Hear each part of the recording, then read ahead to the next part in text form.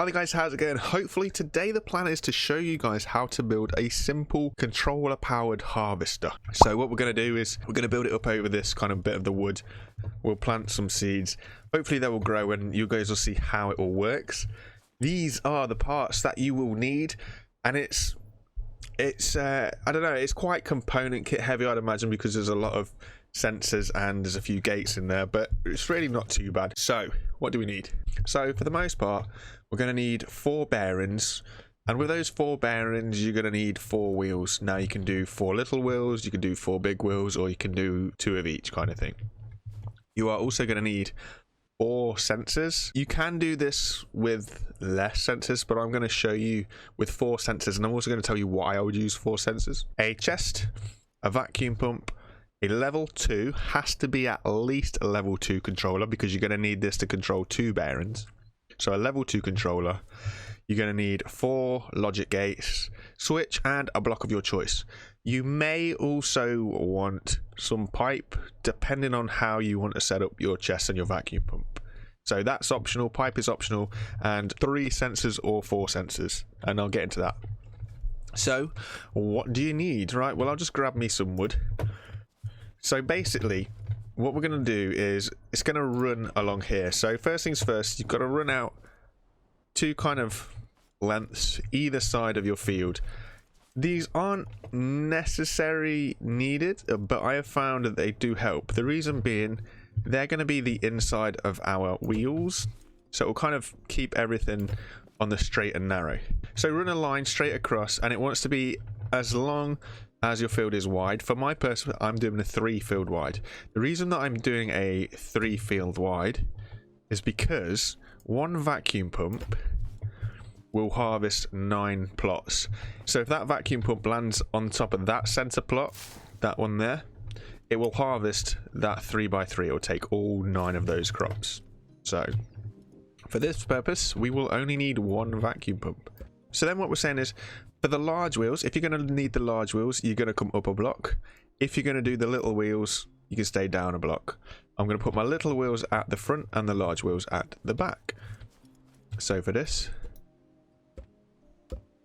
I'll take all my bearings. So a little wheel at the front, a little wheel at the front. Then we're going to come back quite a way because we need this to be kind of stable, and then we'll put a large wheel. So we see we've come up a level. Same with this side, come up a level, and we're about there somewhere. Come on the inside, yeah.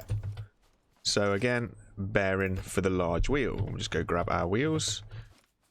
Big one, little one, little one. So big wheel at the back, little wheel at the front, little wheel at the front, big wheel at the back. So when we take the lift away, it sits nice and flat.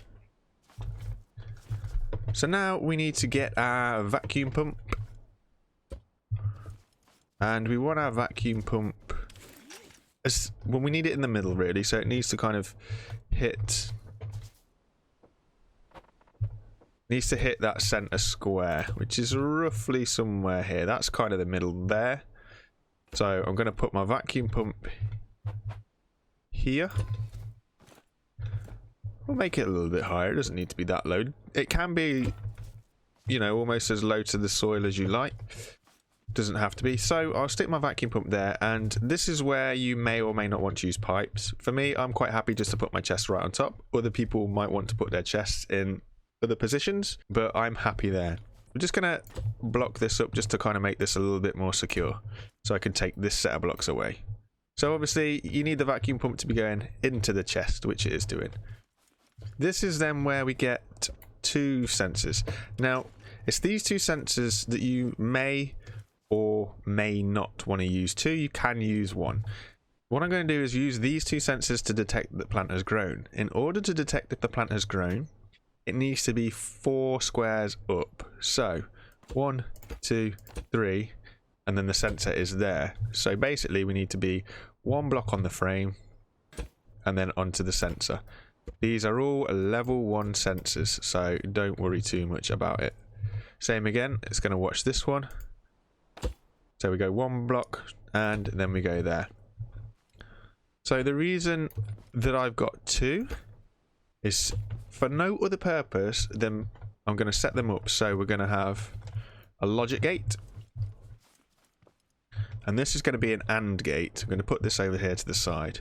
So we're going to get this logic gate, and this is just going to be an AND gate. And what we're going to do is we're going to link these two sensors up to the AND gate.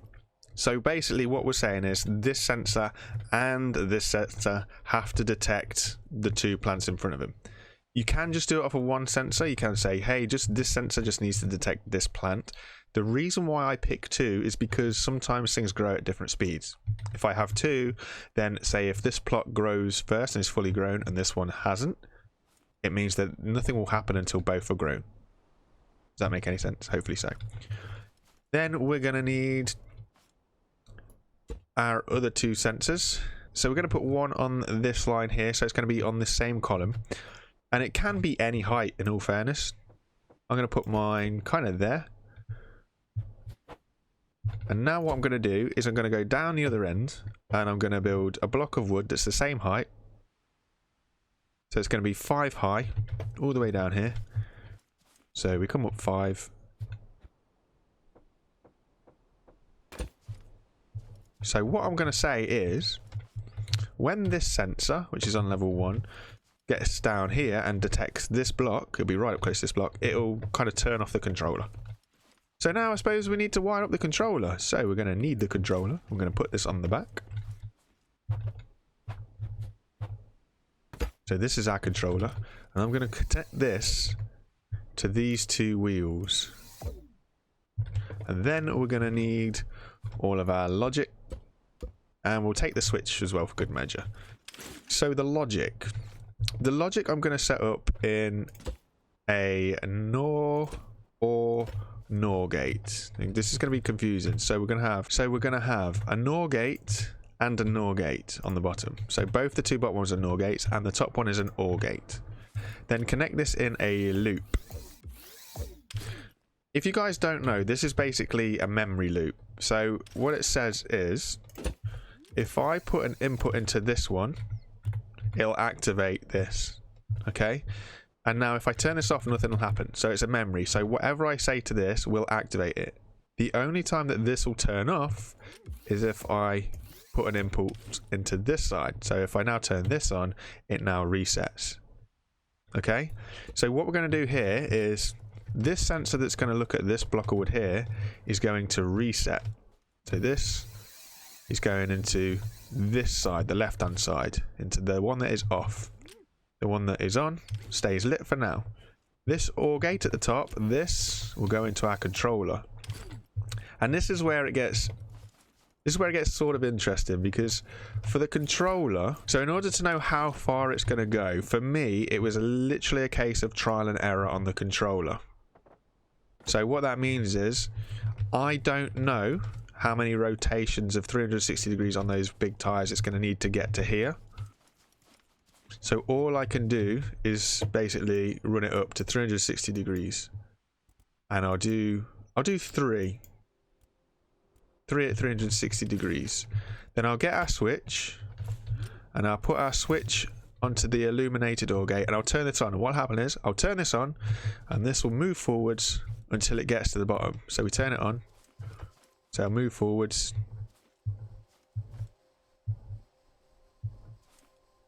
And it will stop any minute. Nope. Okay, so what's happened there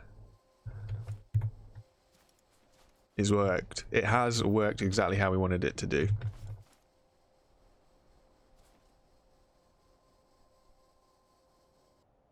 Okay.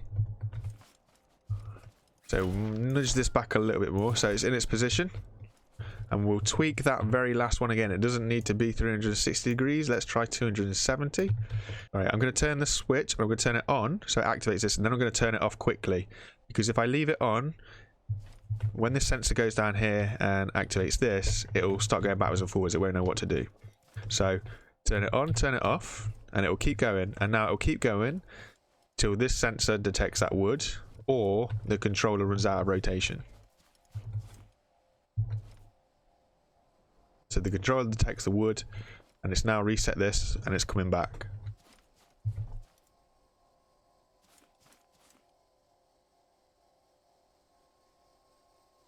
Perfect. So it's come all the way back as far as we want it. So now we know how to make it go forwards and backwards.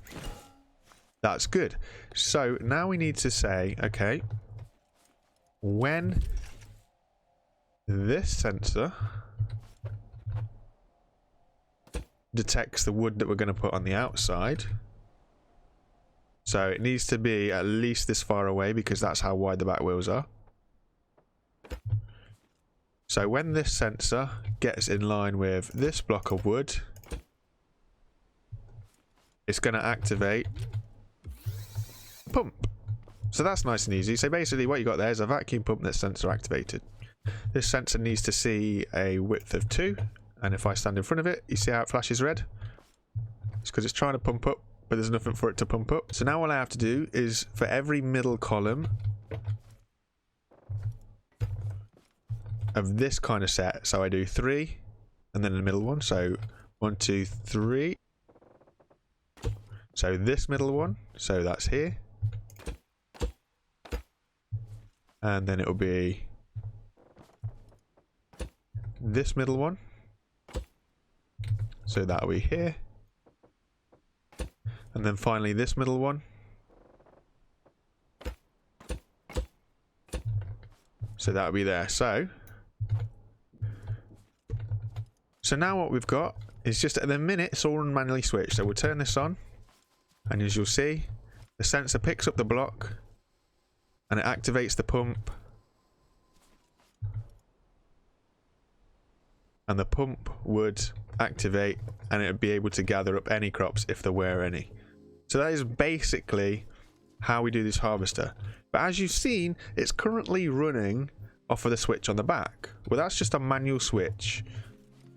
So I'll leave this turned off for now. So then what we're going to do is we're going to take this AND gate, which is saying when something's in front of this sensor and when something's in front of this sensor, we want this to activate. Now I suggest putting these to a range of 2.